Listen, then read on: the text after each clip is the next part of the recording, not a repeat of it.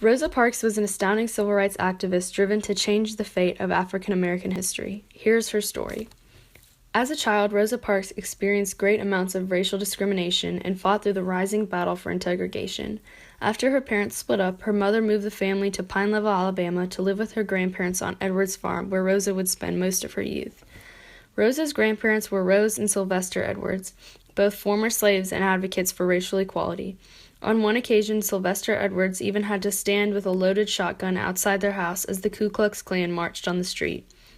Later on, after Rosa was taught to read by her mother, she went to attend a segregated one-room school that often lacked basic supplies.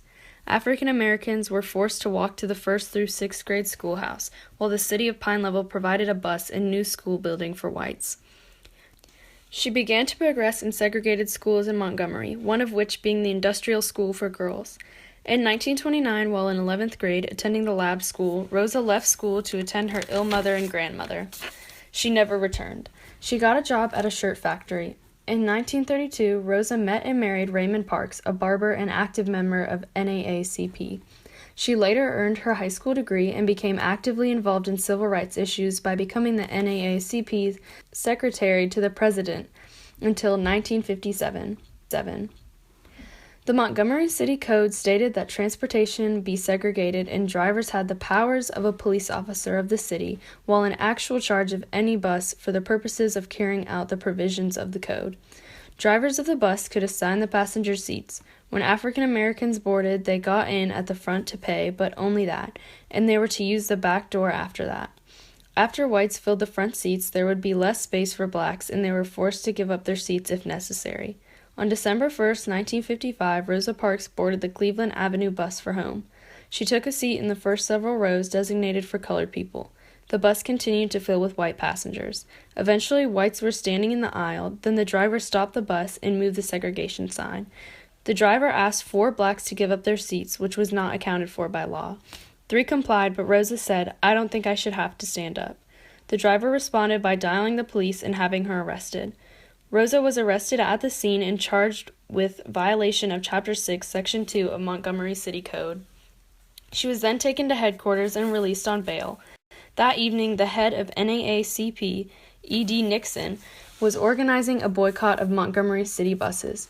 Ads were spread into newspapers and neighborhoods. The goal was to stay off the Montgomery buses on December 5, 1955, the day of Rosa's trial. It was successful enough to spread across the nation, the spread of the rise of fight for equality. On October 24, 2005, Rosa passed at the age of 92. She quietly passed in her apartment in Detroit, Michigan, and left a legacy and received many honorable awards, such as the Spingarn Medal, the NAACP's highest award, and the Martin Luther King Jr. Award.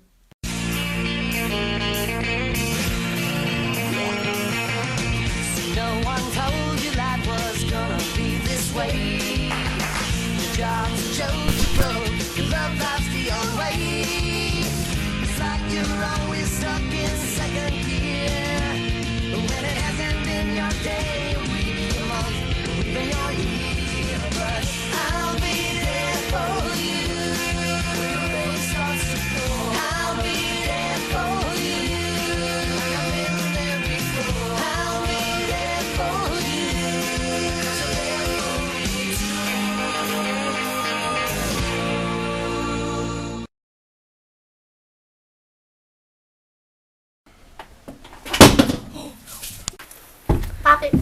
Pop it, A.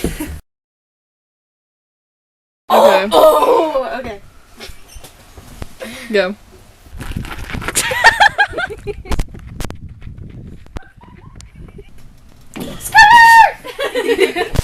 Hold on, pause. Oh. Do it again. Too early. Just do it again. It's still going.